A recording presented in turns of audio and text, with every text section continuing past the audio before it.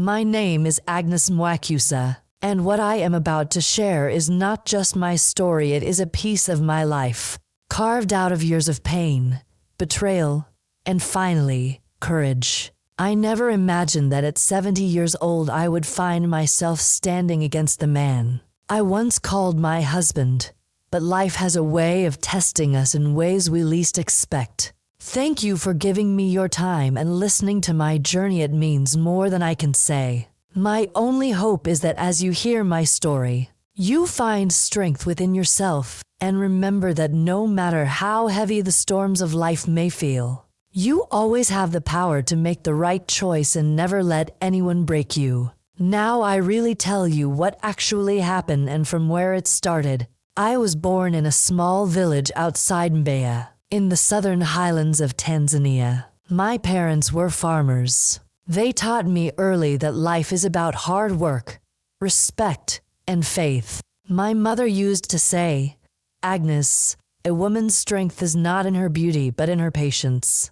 At the time, I believed patience meant keeping quiet and enduring whatever came my way. I did not know then that sometimes silence feeds the cruelty of others. I married young. I was just 18 when I became the wife of Daudi Mwakyusa. He was a man from a respected family, older than me by 10 years. At first, I felt proud to be his wife. People in my village said I was lucky. He had land, he had connections, and he was ambitious. I thought he would take care of me, that I would build a family with him and grow old by his side with love. But reality revealed itself quickly, and it was nothing like my dreams. Daudi was never gentle. From the very first year of our marriage, I could see that he did not value me. He had a quick temper, and when things did not go his way, I became his outlet. If the harvest failed, it was my fault. If he lost money in business, it was because I brought him bad luck. If he drank too much and anger boiled inside him, I was the one he released it on. There were nights when his fists bruised my face, when his words cut deeper than his blows. And every morning after, I would cover my wounds, both physical and emotional, and cook for him as though nothing had happened. Why did I stay? Because of my children.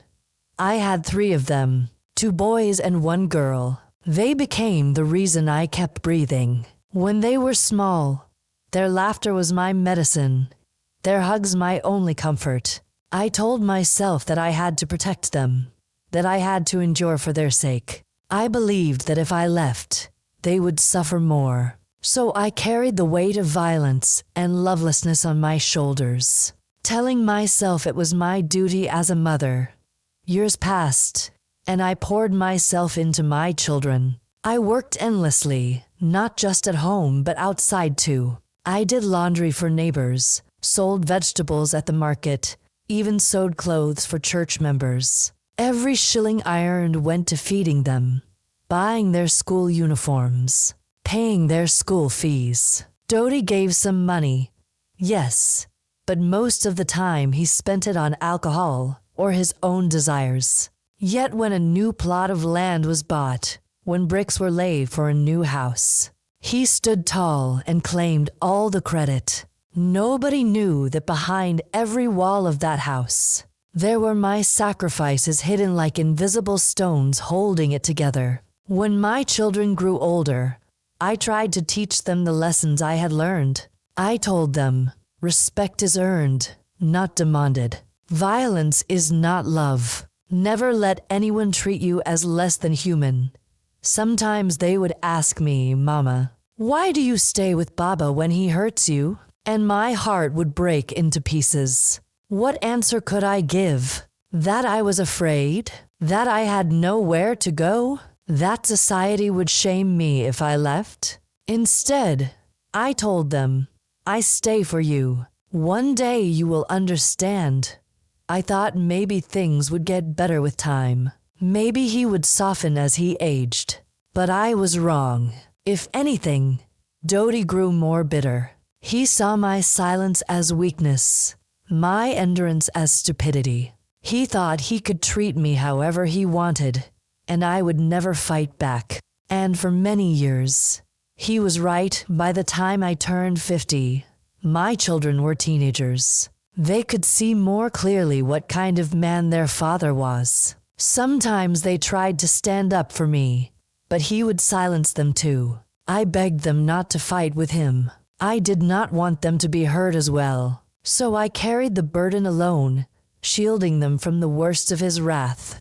When I reached 60, something shifted. My children were grown now, each building their own lives. My eldest son became a teacher, my second a mechanic, and my daughter married and moved to another city. They visited me when they could. They called me. They loved me.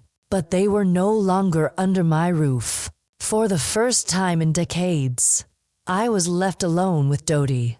Just the two of us in that big house that I had helped build with my blood and sweat. And that was when he delivered the final betrayal. I remember the day I found out. A neighbor whispered it to me first, hesitant, as though unsure whether to tell me. She said, "Agnes, have you heard? Your husband has taken another wife." My heart sank, but I laughed bitterly. No, not Daudi. He is too old for that. But within weeks, the truth came crashing down. He had indeed married a young woman, not much older than our daughter. And soon enough, he brought her into our home, as though I were invisible, as though my decades of sacrifice meant nothing. I cannot describe the fire that burned inside me. 4 years I had endured beatings, insults, loneliness. But this was different. This was humiliation. To bring another woman into my home, to flaunt her in front of me. It was as if he was spitting on all the years I had given him. He looked at me as though daring me to protest. He believed that at 60 years old, with wrinkles and gray hair, with children grown and gone, I had no fight left in me. He thought I was finished, but he was wrong. Something inside me awakened that day. It was as if all the silent screams of my youth, all the bruises I had hidden, all the tears I had swallowed, they rose to the surface at once. I looked at him and realized I had nothing left to fear. My children were no longer dependent on me. I was old, yes, but I was not powerless. If I had survived his cruelty for 50 years, what could possibly scare me now? That night, as I lay awake in my small corner of the house, listening to the sound of laughter from the other room where he entertained his new wife, I made a decision. I would no longer be silent. I would no longer endure. He thought he knew me, thought he had crushed me into submission forever. But he was about to learn that even a woman of 70 can rise. Even a woman broken by years of violence can gather her pieces and fight. That was the beginning of my revenge. When Daudi brought that young woman into our home, I thought the pain would crush me. I felt as though every sacrifice I had made, every tear I had swallowed, every night I had stayed awake in silence, all of it had been mocked in that single act. But the truth is, instead of breaking me, it woke me up. I had been living like a prisoner for most of my life. The bars were not made of iron but of fear, duty, and society's whispers. A woman must endure. A wife must stay. A mother must sacrifice. These words had chained me for decades. But that night, listening to the giggles of his new bride echoing through the walls of the house I had helped build, I realized I had nothing left to lose.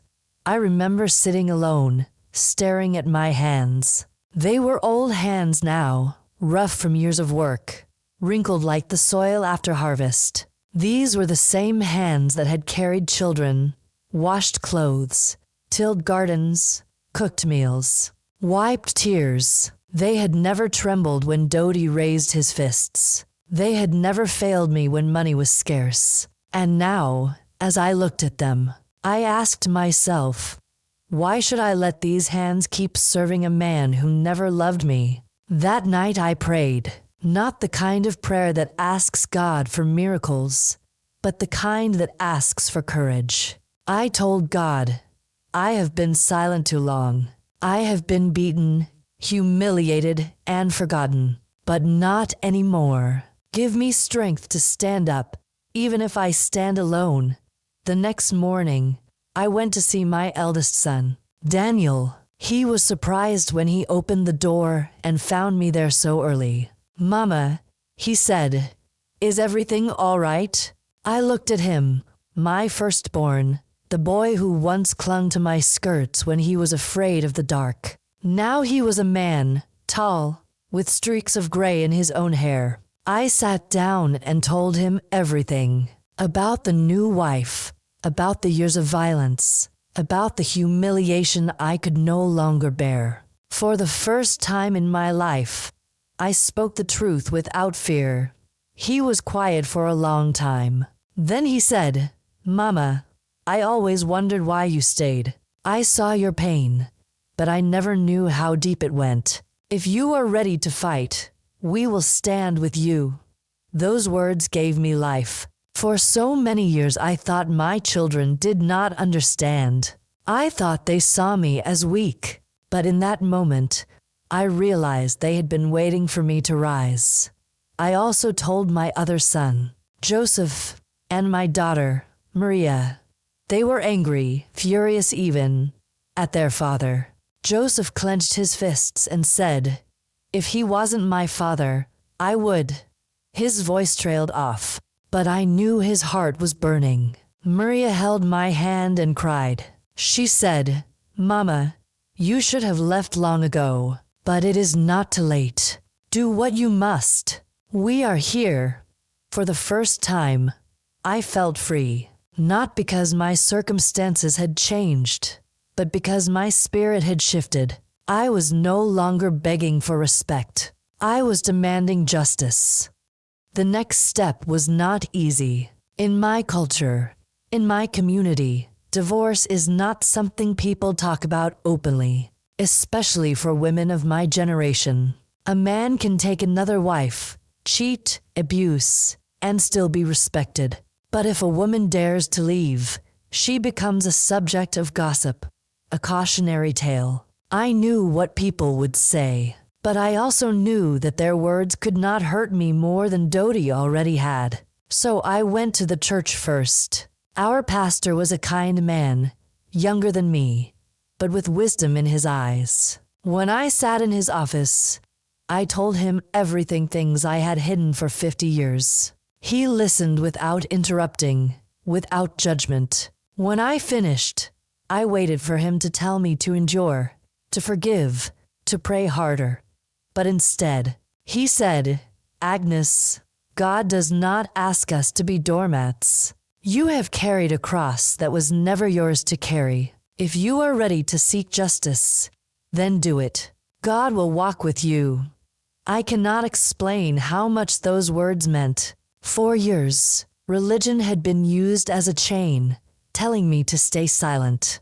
But here was a man of God telling me that my dignity also mattered, that my life had value. Encouraged, I went to see a lawyer. His office was in town, and I remember feeling nervous as I walked in. An old woman with shaking hands. But when I sat down and explained my story, he looked at me with respect. He said, "Mama, the law protects you. The house, the landed is not just his. You have rights. And if you want a divorce, you can get one. Do not think your age makes you powerless. In fact, it makes your case stronger. You gave him your whole life, and he betrayed it."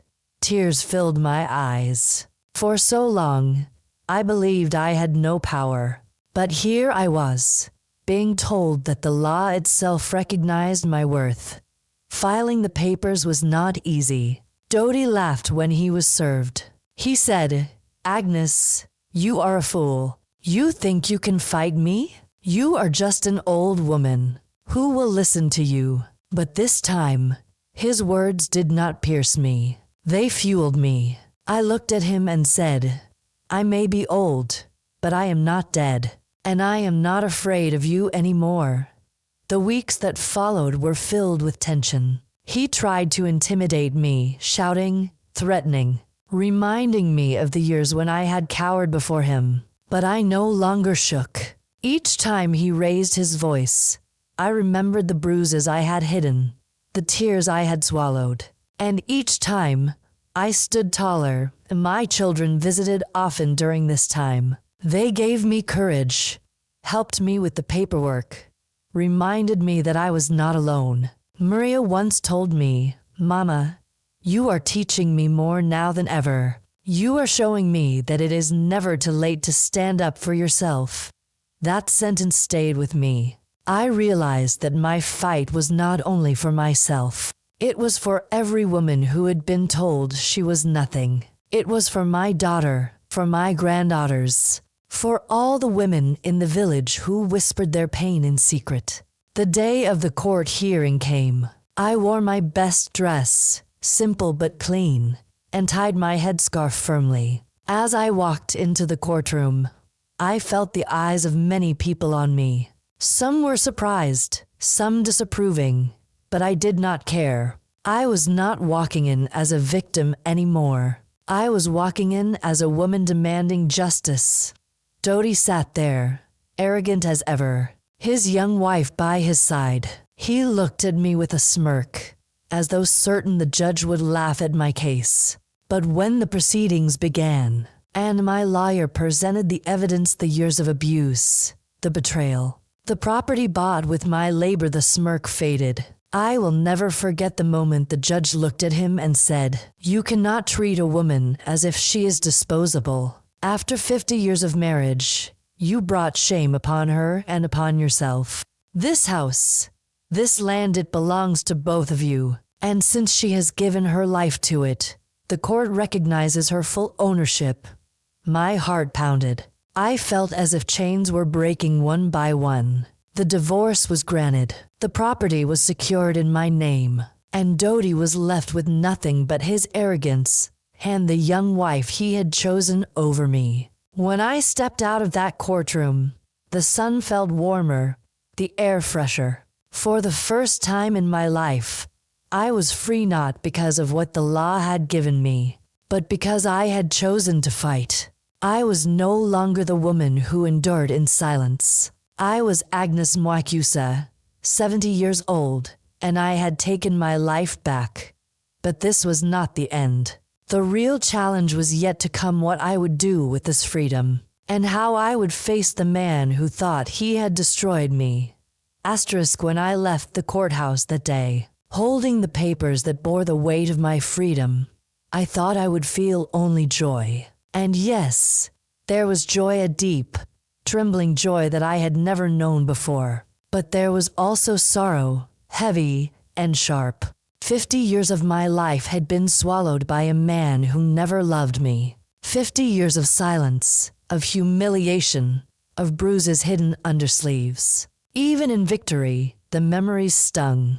But I told myself, this is not the end of my story. It is the beginning of the one I was meant to write long ago. Daudi still believed he could control me. Even after the judgment, he walked into the house as if nothing had changed, as if I would shrink back into silence. His young wife strutted around the kitchen, giving orders, rearranging things as though she were the queen of a palace.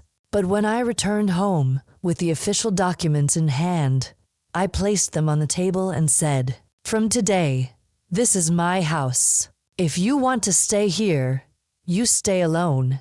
But she, I pointed at the woman who had once smiled at me with mockery, "She has no place here." Daudi laughed, that cruel, familiar laugh. "You think a paper will change anything, Agnes? You are old, you are weak, you cannot live without me."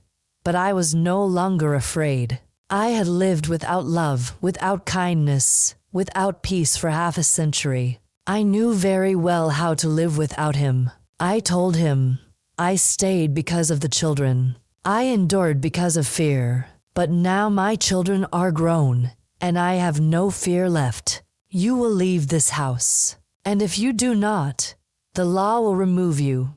For the first time, I saw something flicker in his eyes. Doubt. He did not shout. He did not raise his hand. He simply stared at me, as though realizing that the woman he had controlled for so long had vanished.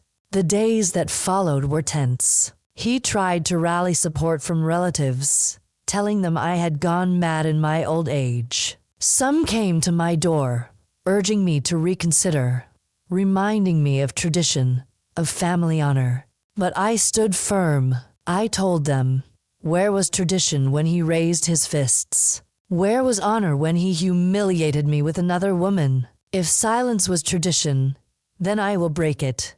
Slowly, the tide shifted. Women in the neighborhood began visiting me quietly. Some whispered, "You are brave. I wish I had your courage." Others confessed stories of their own pain, stories hidden in shadows for years. I realized then that my fight was not only mine. I had become a mirror for their unspoken battles. My children were my strongest allies. Daniel came one evening and said, "Mama, if he refuses to leave, I will come with the police myself." "You do not have to fight this alone," Joseph added. "You gave us strength our whole lives. Now it is our turn to protect you." Maria, with tears in her eyes, said, "Mama, you are teaching me what love of self truly means. Thank you." Together, we planned the day. I wanted Daudi to see that this was not a private quarrel. This was justice. So, with my lawyer's help, I filed for enforcement of the court's decision. The officials came, armed with authority and the weight of the law. I will never forget the morning they arrived. The sun was bright, the air heavy with silence. Neighbors gathered quietly, pretending to sweep their yards, pretending to fetch water. But I knew they were watching. They had seen me endure. Now they would see me rise. The officers entered and told Daudi, "You are required to leave. This property is no longer yours." His young wife screamed, clinging to him, cursing me in words sharp as knives. But I stood in the doorway, calm, unmoving. For once, I did not tremble. Daudi tried to argue, his voice desperate now, no longer arrogant. He said, "This is my house. My sweat built these walls." I stepped forward, my voice steady. "Your sweat may have built the walls, but my blood, my tears, my years built the home. And the law recognizes that. You cannot erase me. You cannot erase what I gave." The officials gave him no choice. He packed his belongings in silence, his head bowed. The young wife glared at me as though she could burn me with her eyes. But I did not flinch. They walked out of the gate, and for the first time in decades, I breathed freely in my own home. That night, I sat alone in the living room. The house was quiet, no shouting, no mocking, no footsteps of anger, just peace. I lit a candle, not because there was no electricity, but because I wanted to mark the moment. A flame for freedom, a light for the years I had lost, and the years I still had left. I thought about revenge. Many people think revenge means causing pain to the one who hurt you. But I realized my revenge was not in hurting Daudi, it was in living without him. It was in sitting in this house, in peace, knowing he could no longer touch me, no longer humiliate me. My revenge was dignity. Days turned into weeks. I adjusted to life alone, and though some evenings felt heavy with memories, I filled them with new routines. I tended to the garden, cooked meals for myself, invited my grandchildren on weekends. Their laughter filled the rooms that once echoed with cruelty. One evening, Maria came with her daughters. As we sat in the kitchen, she said, "Mama, do you realize what you have done? You have changed the story for us. You have shown us that we do not have to endure misery. We can choose dignity." Her words filled my heart. That was my true victory. Not the papers, not even the house, but the legacy of strength I had given to my children and grandchildren. Sometimes I hear whispers in the market, people saying, "That is the woman who threw her husband out." Some speak with disapproval, others with admiration. I no longer care which it is. Let them talk. For too long, their silence had fueled my suffering. Now my defiance fuels their conversation. As for Daudi, I hear he lives in a small rented house with the woman he chose over me. Some say he drinks too much now, that his health is failing. I do not rejoice in his misery, but neither do I pity him. He sowed his seeds, and now he reaps them in my quiet moments. I sit on the veranda, watching the sunset over Dar es Salaam. The sky turns gold and red, the same colors I saw as a girl when I first dreamed of love. I smile, not because life gave me what I wanted, but because I learned to take back what was stolen. At 70 years old, I do not dream of fairy tales. I dream of peace, of dignity, of freedom. And now, finally, I have them. So if you ask me what revenge looks like, I will tell you this. It looks like an old woman sitting in her own home, unafraid, unbroken, free. It looks like the silence of a house where violence no longer lives. It looks like a heart that has been bruised but not destroyed. I am Agnes Mwakyusa. I was beaten, betrayed, and abandoned. But I rose, I fought, and I won.